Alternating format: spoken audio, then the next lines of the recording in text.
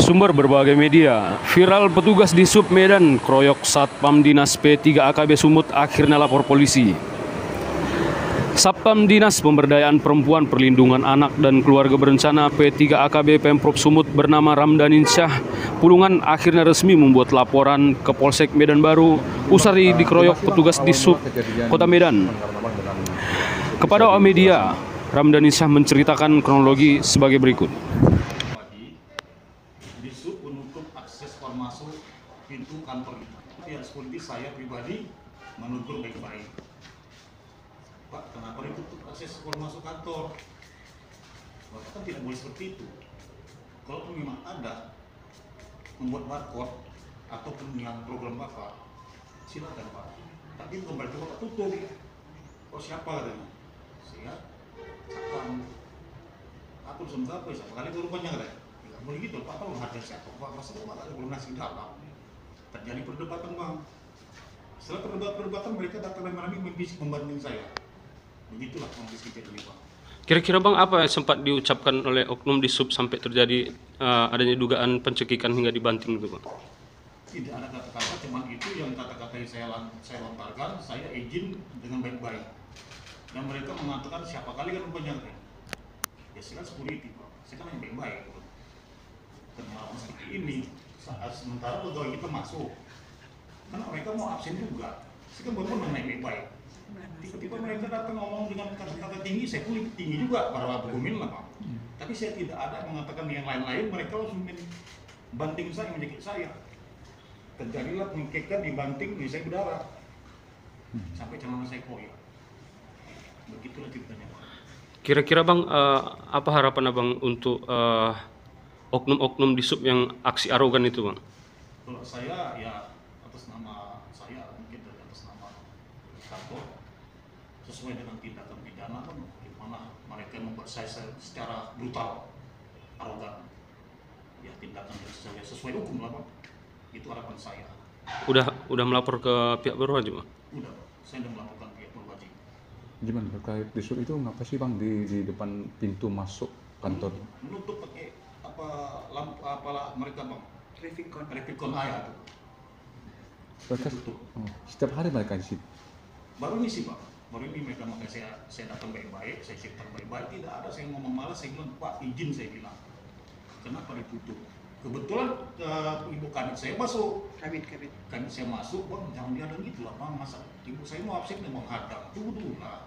Kalau emang abang mau bikin batuk silakan ke dalam, koordinasi baik-baik, bukan begini.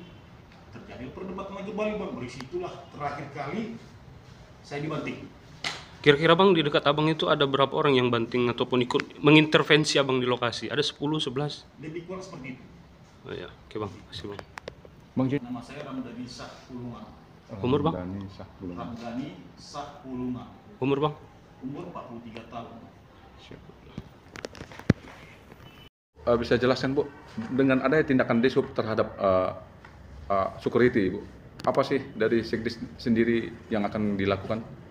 Kebetulan pada saat pasca katakanlah sikap arogansi kemarin itu ya, saya tuh datang ke kantor tuh 7:55 in the last minute sebelum absensi. Itu memang saya lihat Trafikon tuh ngalangi, cuman mungkin karena sudah selesai kejadian jadi udah mulai renggang lah itu ya pada dia. Saya masuk, saya pikir kawan-kawan tuh mau latihan pawai 17-an, rame-rame di depan sini. Saya tanya, kalian mau pawai ya? Enggak Bu, ternyata mereka lapor ke saya, Bang Dani dicekek lehernya gitu. Loh, jadi kok diam aja? Ya.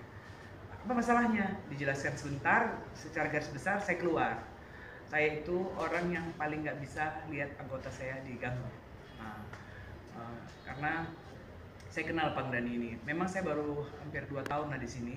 Tapi karena mereka jumlahnya nggak banyak, jadi untuk mengenal karakter satu persatu itu dari 6 orang itu tentu tidak sulit bagi saya gitu. Jadi saya tahu Dani ini pasti bagaimana supaya kami bisa absen. Saya tahu dia gitu. Itu kabit. Sementara Sekdis belum datang. Saya kan di belakang Ibu Roima itu waktu itu ada satu kabit yang ketahan masuk kalau saya lihat dari CCTV-nya. Terus karena dia mungkin panik, ya gimana kita berharap orang yang security harus berbahasa ini Bapak tolong gini nggak bahasa protokoler ya nggak bisa dong Nah, jadi mungkin panik waktu udah bentar lagi jam 8 itu portal absen tutup gitu. Sehingga dia minta supaya, kalau saya lihat videonya ya, tolong dibuka lah itu. Dari awal mungkin dia udah minta buka, tapi mungkin Pak Disubnya masih bersikeras karena menjadi keharusan bagi ASN yang masuk ke dalam kantor ini harus punya barcode berlangganan dulu, baru boleh parkir di sini gitu. Jadi terus saya dengar bahasa dari Pak Disubnya seperti tidak mendukung, jangan tidak mendukung. Nah itu yang saya tersinggung. Saya tidak tersinggung ketika dinas ini dianggap tidak mendukung atau dianggap menghalang-halangi kebijakan Pemko Medan. They are very wrong. Kenapa? Karena saya pribadi nih atas inisiatif sendiri mengundang Dinas Perhubungan Kota Medan sebulan yang lalu untuk melakukan sosialisasi parkir berlangganan. Kalau tidak mendukung itu apa namanya? Boleh. Saya mantan orang Pemko Medan. Dan saya adalah tipikalnya, dan kita semua di sini ya, apapun yang jadi kebijakan pemerintah kami tidak pernah kontra, apapun. Karena kami tahu semua kebijakan itu dilakukan pasti sudah pakai perhitungan yang panjang. Ya memang kita kalau mau bergerak menuju metropolitan, hal-hal kebijakan-kebijakan seperti ini memang harus dimulai. Dan memang ada pro dan kontra, tapi tidak dari kami kontra itu. Nah, jadi kita bukan persoalkan kebijakannya, kami dukung. Kemudian pada saat sosialisasi sebulan yang lalu, itu juga kita, beberapa dari kita termasuk saya pribadi on the spot langsung beli barcode berlangganan. Ini kan menguntungkan sebenarnya bagi masyarakat. 130.000 setahun, udah kita dibebaskan biaya parkir. Jadi yang saya persoalkan adalah kenapa sampai ada pengeroyokan seperti itu. Saya belum lihat videonya tuh ya. Lalu setelah dialog nggak menemukan kata sepakat, saya masuk lagi ke dalam, saya minta perwalnya, saya baca pasal demi pasal. Dan saya ingat-ingat waktu sosialisasi yang dikenakan parkir berlangganan adalah yang di atas jalan dan di bahu jalan, belum di pekarangan. Lalu saya keluar lagi, saya panggil, tapi tidak ada satupun petugas Disub yang datangin saya. Saya masih punya rekaman videonya. Mana? Saya bisa bicara dengan siapa ini? Saya bilang. Akhirnya mungkin Pak Aga masih ada di situ. Saya nggak tahu jabatannya apa. Kayaknya berpangkat lah dia namanya, atributnya kan. Saya jelaskan, terus mereka bilang, oh ternyata yang pekarangan juga dikenakan parkir berlangganan, tapi itu masih rancangan perwal. Nah, perwal masih rancangan lagi. Berarti ada dugaan oknum-oknum anggota Disub itu udah melanggar SOP, Bu ya?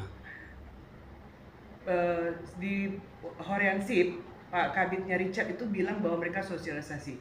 Saya boleh, Pak Richard boleh dikonfrontir saya. No, itu bukan sosialisasi. Mohon maaf Pak Richard, itu bukan sosialisasi. Kalau sosialisasi itu surat. Nah, atau nggak usah ngomong surat deh, ngomong gitu ke kita. Kami mau sosialisasi, dan untuk apa sosialisasi? Kami sudah sosialisasi. Kami satu dinas loh, kami di lantai 2 itu seluruh ASN, non ASN, cleaning service, petugas jasa keamanan, supir, sosialisasi. Kami yang mengundang. Jadi jangan udah kasus kayak gini dia bilang dia mau sosialisasi, bukan itu cara sosialisasi. Dan kalau memang ada target yang harus dibebankan kepada kami, ngomong aja sama saya atau sama siapa ASN di sini. Kalian udah parkir, atau minimal biarkan kami absen dulu deh. Nah, habis itu ya disisir mana ini belum. Enak-enak lah ngomongnya. Kita sama-sama pemerintah kok. Gitu. Terus saya udah tawarkan di akhir, Pak, jadi gimana nasib anggota saya itu, Bapak? Apa solusinya? Udah gini aja Bu, kalau dia nggak terima, laporkan aja polisi. Saya punya videonya. Terus Bapak yakin, Bapak nggak mau minta maaf? Enggak. Berarti Bapak nggak dietikat baik ya? Enggak. Laporkan aja. Oke, sudah. Itulah akhir dari pembicaraan kami sama Pak Desu. Tapi itu jelas bukan sosialisasi. Kita bisa disosialisasi loh anggaran kami ini, ya kan? Saya tuh si paling sosialisasi lah dinas ini. Jadi saya tahu betul bagaimana sosialisasi. Kita mengabarkan kepada instansi tanggal berapa, jam berapa, nggak ada. Berarti itu bukan sosialisasi misalnya? Saya tahu sosialisasi. Saya tahu bagaimana bentuk sosialisasi. Nggak ada. Itu masuk, tutup. Belum ada barcode, nggak boleh parkir. Mau absen Pak, kami parkir di mana? Letak aja di situ. Ada ASN saya, namanya Pak Nur Humala. Nur Humala dia diantar, dia dalam keadaan, dia memang kondisinya lagi kurang sehat kan. Bapak itu memang ada sakit lagi gitu kan. Diantar, Pak turun di sini Pak, kalau nggak parkir barcode nggak boleh masuk gitu ya. Terus saya sakit katanya. Kalau nggak sini biar bapak kami bopong. Masih ada tuh orangnya. Jadi nggak boleh, memang betul-betul nggak boleh masuk karena nggak ada stiker barcode. Artinya nggak apa-apa stiker barcode, oke, fine. Tapi biarkan ASN absen dulu. Kalau memang katanya bukan menghalang-halangi, kenapa traffic cone-nya di depan jalur masuk? Kan nggak sekali aja depan pintu kaca ini, ya kan? Oke Bu, terkait masalah halaman kantor ini, apa sih hak wewenang di sub itu sendiri? Nggak tahu saya. Saya nggak tahu. Sejarah ini kan alamat kantor kita. Saya nggak tahu. Orang kantor itu dikenakan retribusi yang dibayarkan ke Dispenda, bukan ke Dishub. Jadi si parkir gelangganan ini diwajibkan untuk ya kendaraan di atas jalan dan di bahu jalan, titik. Dan tiba-tiba dia bilang ada rencana perwal untuk di sini. Berarti harap aparat penegak hukum menangkap